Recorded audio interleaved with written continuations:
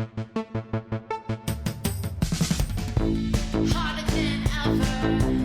Harder than ever. Just get started. Welcome to Hotter Than Ever, where we uncover the unconscious rules we've been following, we break those rules, and we find a new path to being freer, happier, more self-loving, and more self-expressed. I'm your host, Erin Keating. Today, I get into a really deep conversation with Sheri Salata, who has gone from being a bigwig in the world of Oprah to directly helping women transform their own lives. We talk about the relationship between achievement and worthiness, how to have your own back instead of constantly people-pleasing, the importance of seeking your own approval, and learning to be okay with completion and letting things go. Here is that conversation. I am so excited to have Sheri Salata here today. If you do not know who she is, you should. She is an author, a world-class producer, and a transformation doula. She's the founder and CEO of The Support System, which is a global membership group for women dedicated to creating real-life transformation. Amen. And she wrote this incredible memoir. It's called The Beautiful No and Other Tales of Trial, Transcendence, and Transformation. It is on my must-read list, and it is an Amazon Editor's Choice Best Memoir and an Apple Must-Listen audiobook. And Sheri spent 20 years in the Oprahverse, the land of Oprah. And in the final season, she was an executive producer of The Oprah Winfrey Show, the president of Harpo Studios, and the president of OWN, which is Oprah's network. And she was on camera in the hit cable series, season 25, Oprah Behind the Scenes. Welcome, Sheri Salata. Hi there, Erin. I was busy. You were busy. I was very busy. I was a busy girl. And I imagine that you are still busy, but in very different ways. Very different ways. I'll never be that busy again. That was, that was a moment in time. That was a ride, a journey, once in a lifetime, once in world history. Right. And never to be repeated again. And what an honor to have been a part of it. 20 years in the land of Oprah. Do you feel like a different person today? Oh, yeah. I've come to see for myself is that these versions of ourselves and our lives that we create, that we call forth, we're not the same person. You're not the same person you were last year. And you're not the same person you were before, because you're taking things in, you're evolving, you're getting new perspectives, you're changing. So, I think about the various me's that worked at the Oprah show over time, over those 20 years. And no, I'm not the same person, but I will be honest with you. My memory is not super great on a lot of it, because it's like being on a roller coaster and the scene's just rushing by, right? Right. You're so in action that you kind of aren't checking out the scenery. Yeah. I mean, I totally relate to that, having come off of a run in a very intense job for the last 6 years and then waking up afterwards and being like, what the fuck was that? Right. Why did I work like that? What was I after? That's a good question. Oh, right. What was I after? Do you know the answer to that yet? Yeah, I think so. I think I was after a house. I wanted to buy a house. Yeah. It was money, definitely. I was after invention and innovation and wanting to make a mark in the media world and try something different that I'd never done before and challenge myself. I wanted to learn to be a leader. I learned to be a leader in that job. Yeah. Awesome. I was also in hiding from my marriage, from the chaos of my personal life. Yeah. So I wanted to avoid a lot of things. And I used work to do that. Oh my gosh, that is just brilliant and vulnerable. And I feel changed forever by that. But I have to agree. There definitely is a piece of it that's about hiding from the rest of your life that may not be going so well.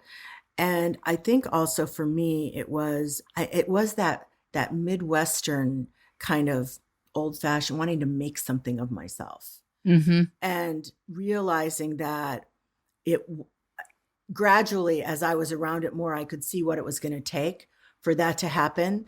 And I knew it was a terrible price. I was willing to pay it. Right. And the version me today, is this me willing to pay it? No, Right. no.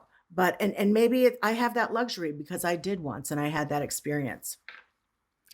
Yeah, I think so. I think, the only way to the other side of those feelings is through, Yeah. right? And like, once I stopped hiding from my personal life stuff, the job stuff became less tolerable because I wanted to live in my actual life and not just in my work.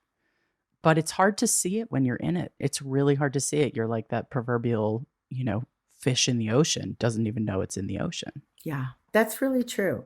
I had a real crazy mixed up relationship between achievement and worthiness. Am I worthy? Am I good enough now? Am I good enough now? Am I lovable now? Is it enough now? Is it enough now?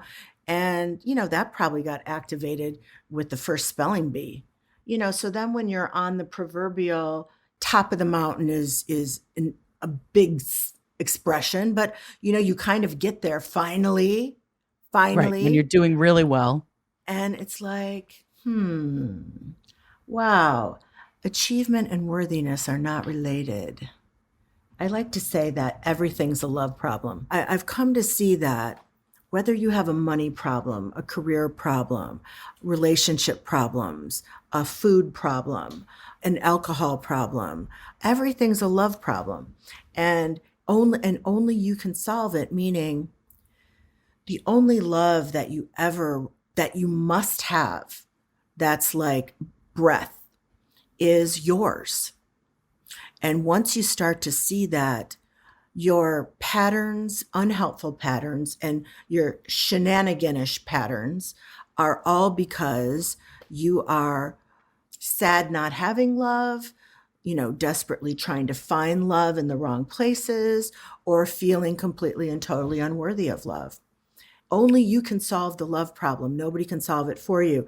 And when I play this out in my own life and really work on that love piece, which is through daily practices and things like that, and tenderness and healing and all the stuff, then I begin to see that if I fill my own love cup to bursting, then it's coming out my pores.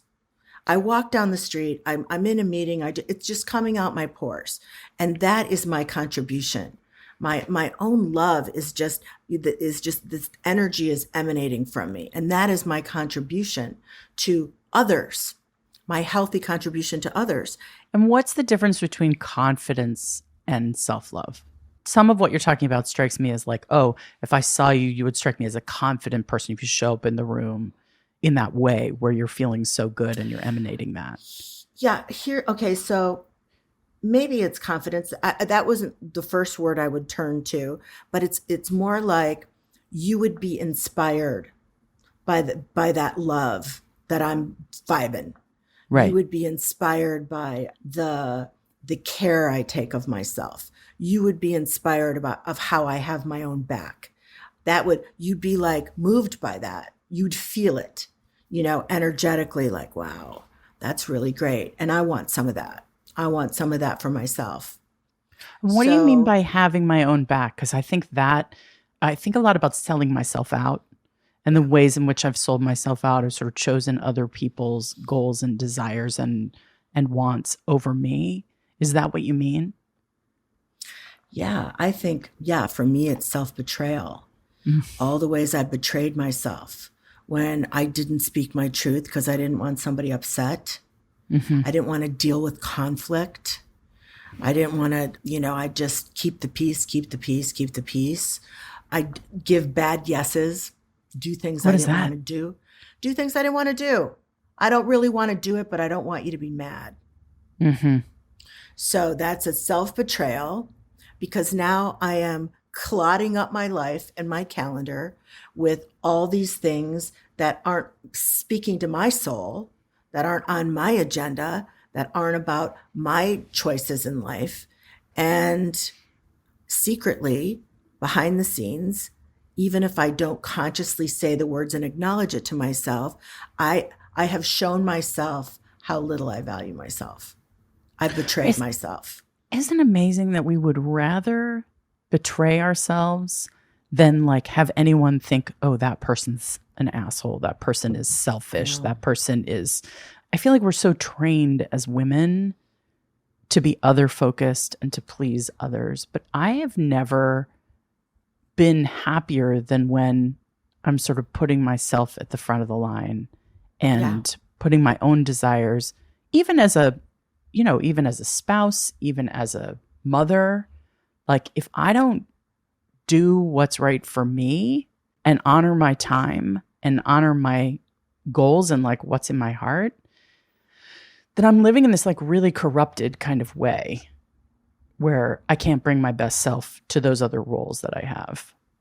It's so interesting that it all has to start from the inside of you, but that is not how we're raised to be. It's not how we're trained. We're trained to not rock the boat, to do the right thing, to be the accommodating person. It's going to be different for your kids because you have awakened to the truth that the only life you really have to manage is yours, and you better get to it.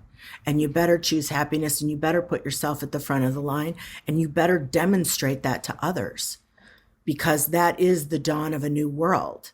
And so your children are going to have the wonderful example of somebody who has learned not to betray herself and understands how to tend to her own well-being. No, we were not trained. I mean, my mother put herself last on the list and then was resentful about it. Right. So it was this attitude of I have to do everything, and she did. And listen, I looked at that and went, not for me, thank you. No thanks. No thanks.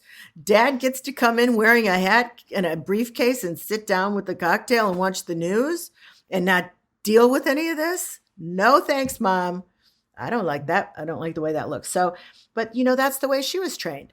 Right. So we are the buck stops here. And really, these are new behaviors for me, Erin. Mm-hmm. These are new behaviors. I'm on shaky legs sometimes. I have a thing going on right now with somebody, and I can feel my old self saying, just shut up.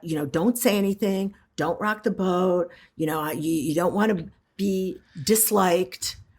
And I'm coming face to face with that, right? Even in this moment when I'm on this healing journey. Right. So you're not fixed. Because I think we all want to get fixed, right? I think we don't. I fucking hate the fact that everything's an evolution. I know. I want to get fixed. I just want to press a button. Fixed. Yeah. I want to can I just be done with these particular issues? I'll take different issues. No. Can I not another have to layer. struggle? There's always another same burn ceremony. God damn it. I got more resentments. Let me write them down and burn them. I think that we're going to be releasing, healing, and upleveling right to our very last breath. I've decided that, gosh, I'm just better get comfortable that this is what evolution looks like. Yeah, I feel like growing up, I didn't have a lot of models for people who were constantly evolving, right? You sort of think like in middle age, people kind of calcify into a thing. And I'm seeing a lot of people making the choice to not do that. But it's a choice of discomfort. It's a choice of you finally got into a place maybe in your life where certain things are comfortable. You know who you are. You know what your skills are. You might have a career that makes a certain amount of money. And then you still have to choose discomfort if you want to grow. Well, and can it also be a little of this? I think a generation or two ago, you didn't live this long. Right. So you worked, and then you dropped. Right. And so what's new for our consideration is you get to retirement age, the old retirement age. I don't even like to use that word. What even is that now? From an old time. Yeah. And you still might have 25, 35 years left to live. Fuck. Maybe I can create a whole new level of conscious living with new dreams and new adventures and new successes and spiritual expansion and emotional healing and new relationships. And maybe I can create a whole new life. And I think that's the yumminess of waking up right now. Yeah. That it's not too late. Yeah, it's not too late. It's not too late. It's not over till it's over. Yeah. This is a good moment to go back a little bit in your story, because 20 years in the land of Oprah and you knew it was ending, Yeah. right? What was the process for you from the time you learned that the show was ending to your realization of what you wanted to do next? Was it gradual? Was it sudden? I think what ends up happening is you get to the point of completion and everything has run its course. Everybody's kind of done. And, to have worked so hard and given so much and to find myself that unhappy was kind of like, which is my job. That isn't anybody else's job. And it was kind of like a measure of how poorly I had stewarded my own well-being. Even so- in the midst of the Oprah revolution, which had women looking at their lives in a totally different way, Yeah. looking inside themselves in a totally different way than had ever Yeah. really been done before. And listen, I would say my greatest benefit from those 20 years was that experience gave open doors to a real spiritual life for me. And so I got that benefit. I took notes when the experts came on. I read the books. I mean, I definitely was steeped in that. But healing the patterns of self-betrayal and codependency and no boundary setting and in an environment that's going to tweak all those, like really trigger all those things for me. Yeah. I think it's so interesting that you were a behind the scenes person. Yeah. And then on the Oprah behind the scenes TV show, you let it all hang out, right? Like you were being documented moment to moment in the making of the show. So you were suddenly on camera. And then in this new incarnation of your life, you're out front. Yeah. You went from being the person who enables the big boss to shine to being the big boss. And going from not being seen to being seen, that feels like a really big change. And I would love to understand how you came to make the decision that that was okay, that you were willing welcome to the to water, step my out friend. front. I mean, this is why I'm asking. It's a profound shift. So yeah, it's a profound shift, and and that's why it was difficult. Yeah. So I was a year late getting my manuscript in for my memoir because I had anxiety Yeah. about being in front of the curtain. And it was a real push me, pull you situation. And then I was like, come on. Who wouldn't, want a book deal with a big publisher? Come on. And so, I'd push myself forward. There was a lot of healing in even writing the story. Yeah. And then, I think I was on book tour and I was signing books and I was like, this is kind of magical. People are showing up to hear me read and then I'm signing books. That's kind of magical. And what I started to realize is, this is actually a healing piece for me. This isn't really what it looks like. Like me talking vulnerably about my failures and mistakes is very much a healing piece because what I'm greeted with isn't derision. What I'm greeted with is, I feel so much better about myself. Thank you, thank you, thank you. And so I'm like, oh, okay. Well, if that's what this is going to be about and not me just trying to be a front of house person, then I can make that matter to myself. I can make that meaningful and matter. So that has unfolded in its own way. And I don't think, because I didn't pursue it and I I didn't grow up wanting to be that sometimes it's still when I'm leaving to go I have 2 big speaking things next week and I'll have to talk to myself for a second. It isn't like I'm give me the stage, start the music. Right. Here I am. It still is a bit of a coaxing that I have to go through and a sweetness I have to do with myself. So I can work through those uncomfortable feelings.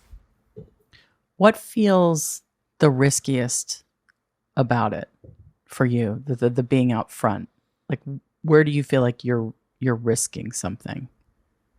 Listen, I still have a little bit of that old schoolyard wound. Who does she think she is?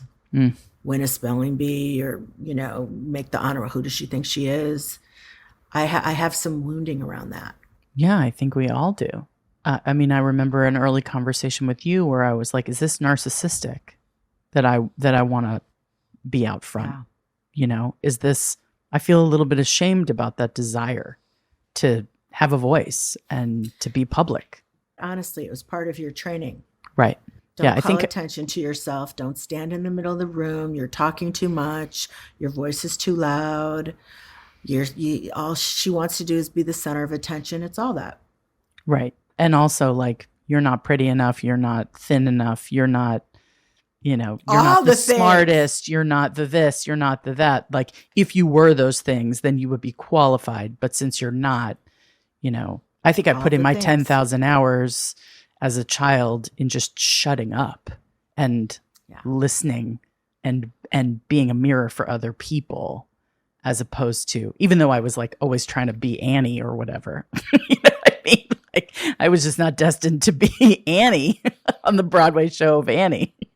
That is really what I thought. I mean, I used acting as a way as a kid to like be like, hi, I deserve some focus and attention.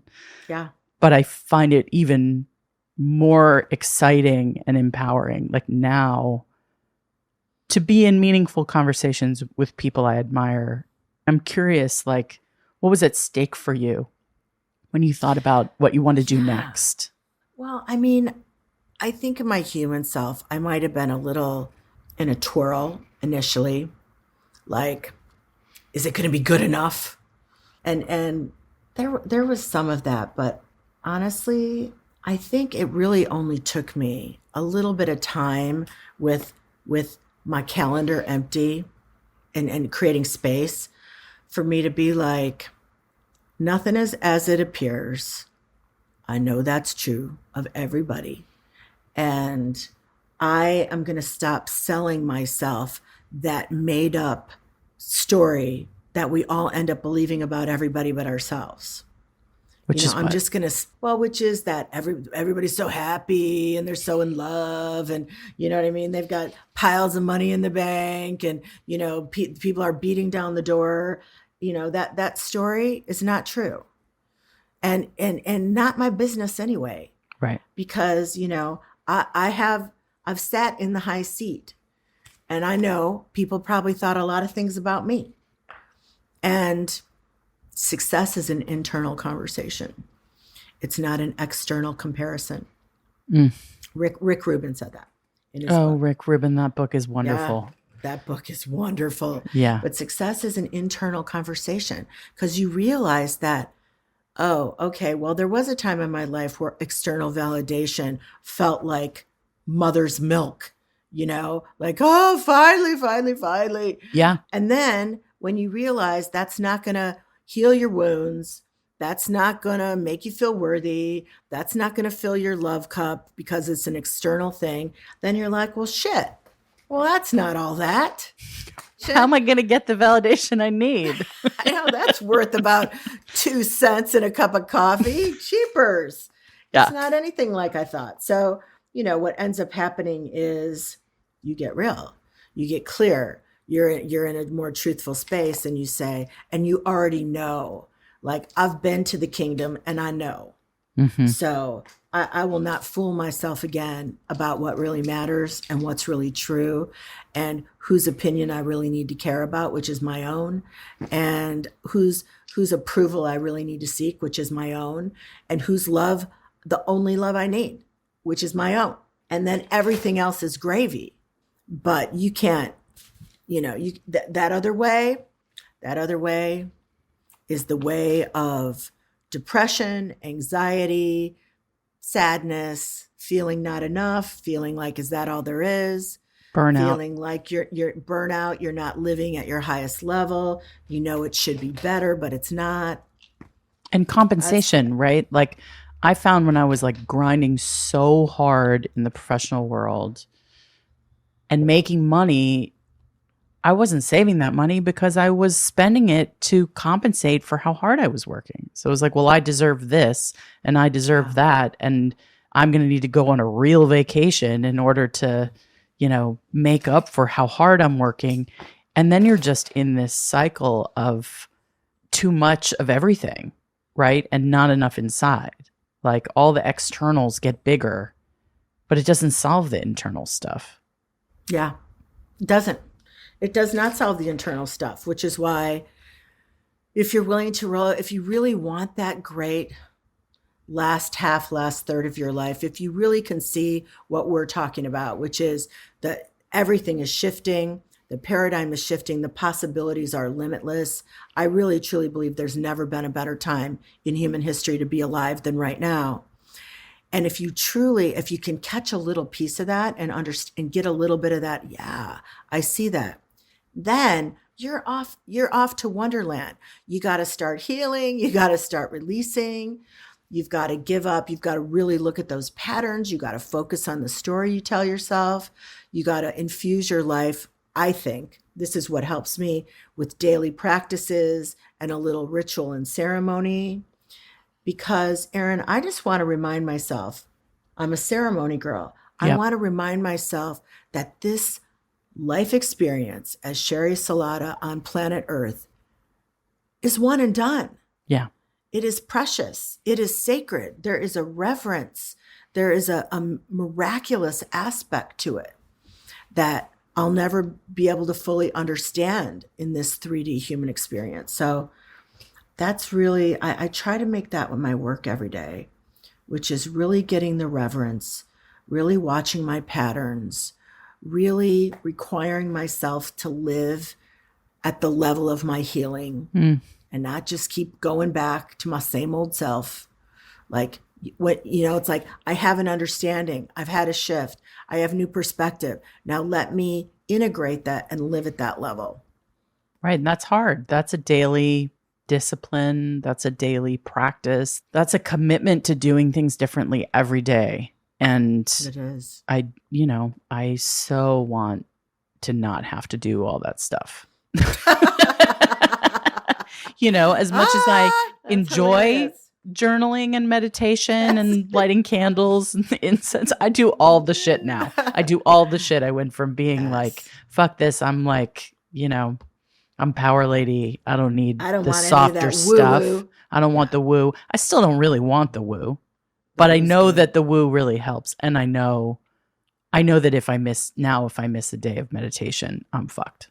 Like my day just doesn't go as well because I didn't take the time to be in that inner space that is quiet and peaceful and cosmic. Listen, I'm doing all the things, my friend. I've been in plant medicine journeys for the last couple years. I'm in all of that expansive experimentation, guided, of course. I'm not just taking myself all over the place. Well, fuck it, even if you were. like ceremonies and really like that I love that word cosmic, that mystical adventure of having the experience of this multi-dimensional quantum life we're living. What does that mean, quantum life? Well, it means in the quantum field, everything is happening. All possibilities are there. All possibilities are available. And it's understanding that what you see is about 1% of what's going on. Oh, that's definitely true. We are all energy, and we can connect across space and time in a million ways, and that we are receivers. We're receiving downloads. We're projecting things out. We're not just meat suits walking around talking. Like there's a much bigger thing going on. We are literally summoning our lives to us through our thoughts and our energy and our vibration and our conscious intention. And our actions, right? Because none of it is anything without actions. Like you can't just...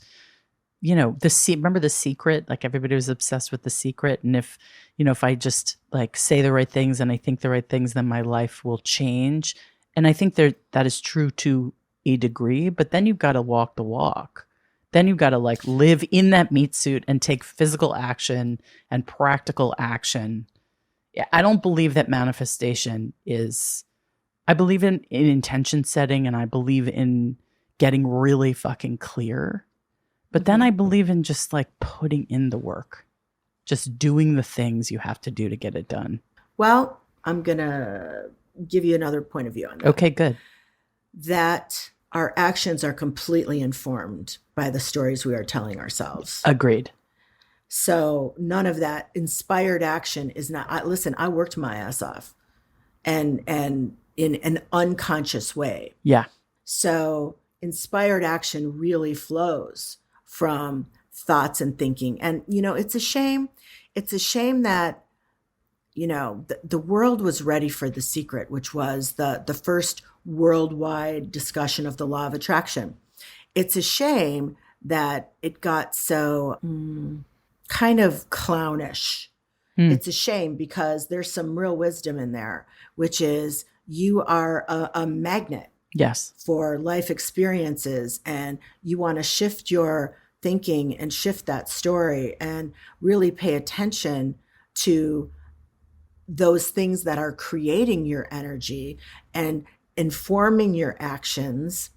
And that's you know, then your life begins to change. We've all been around somebody who is like a sour Sadie.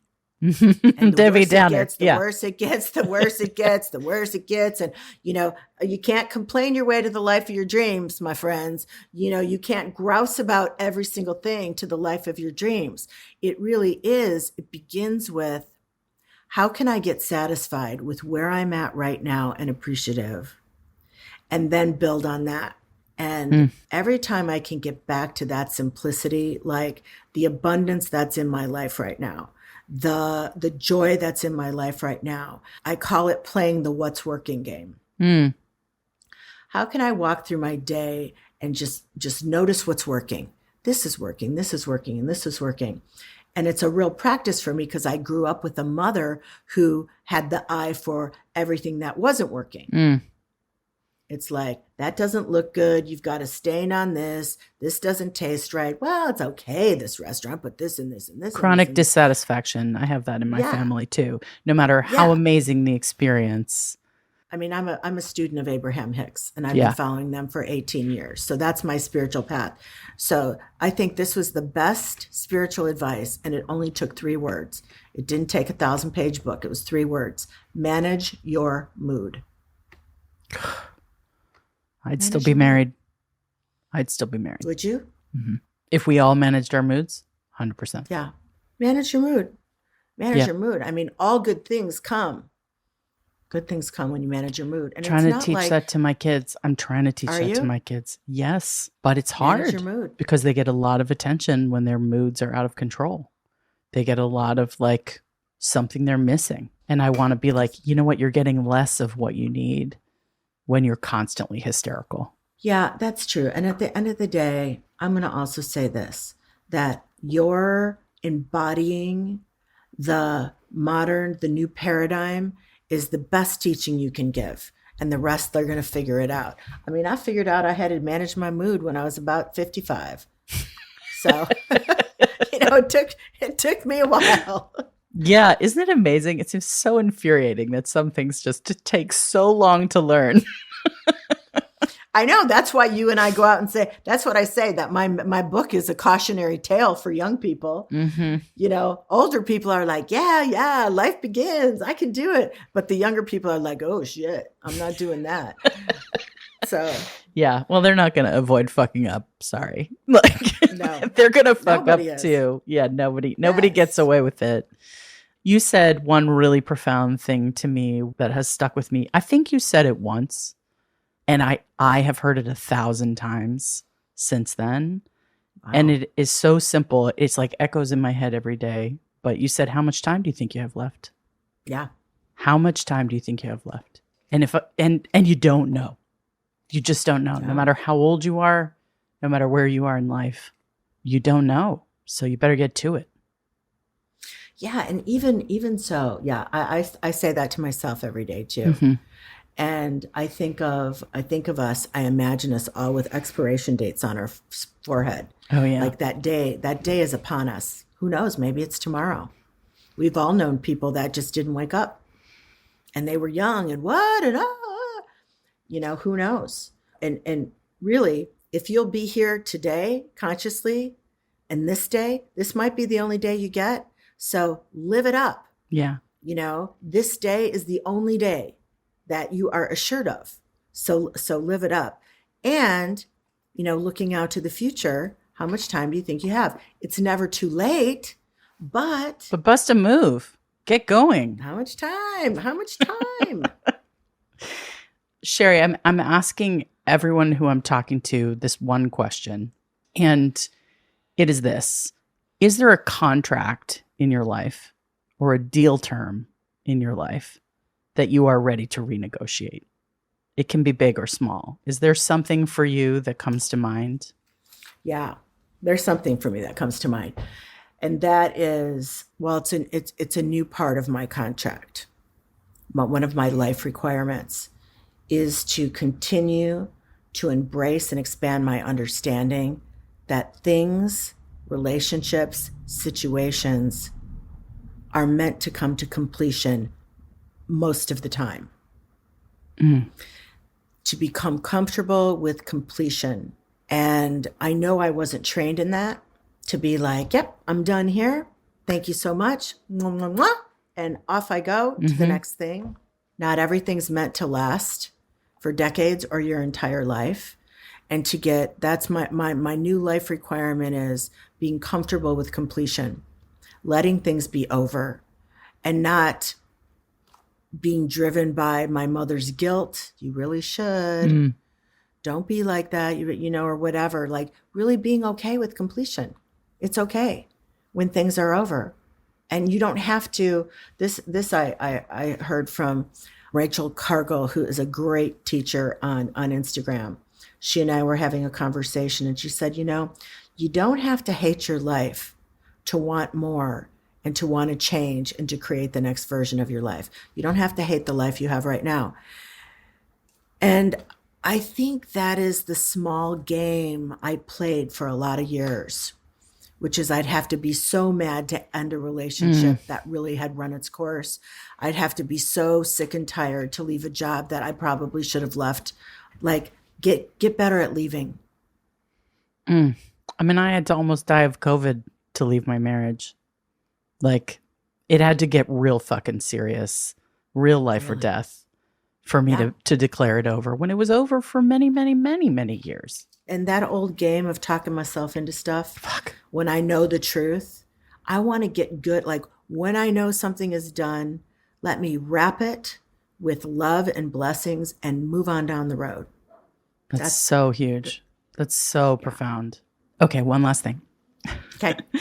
So if you could distill the message of this conversation, of the work that you're doing, what is it that you would want listeners to take away from your story? So I look at this season of human history as the great reinvention. And I think my life has been very patterned that way. I didn't tell you I had 20 jobs before I started at Oprah at 35. I've made a lot of wrong turns and had a lot of mistakes. So what I'm doing now is my feet are firmly on the path of transformation and I embrace it. I want to move energy. I want to evolve. I want to grow. I want to stay on that path of transformation. I want to get to my last breath and say, yay, what's next? And I am creating room on my path for other people to walk with me. And that's really my work now in the world. I love it. And that's what the support system is all about. Everybody should check out sherisalata.com and read The Beautiful No. And we have a special workbook for listeners that we're going to put in the show notes. Yeah. So thank you so much for your time today, Sheri. You have been a profound force in my life and so many other women's lives who I've met through your work. And I'm just grateful for you. I'm grateful for you. I'm so grateful for you, Erin. And I am so excited. Think of me in the front row seat, jumping to my feet, applauding everything you're doing and rooting for your great success, your most highest healing, your most joyful life. I will. I will definitely Yes. do that. Okay. Okay. Lots of love. Lots of love. Bye. Bye. Thanks for listening to Hotter Than Ever. If you enjoyed this episode and the things we talked about resonated with you, please follow the show on whatever platform you're listening to right now. Tell all of your closest friends and rate and review us on Apple Podcasts. Hotter Than Ever is produced by Erica Gerard and Podkit Productions. Our associate producer is Lena Reebstein. Music is by Chris Keating with vocals by Isa Fernandez. Come back next week. There's so much more to talk about.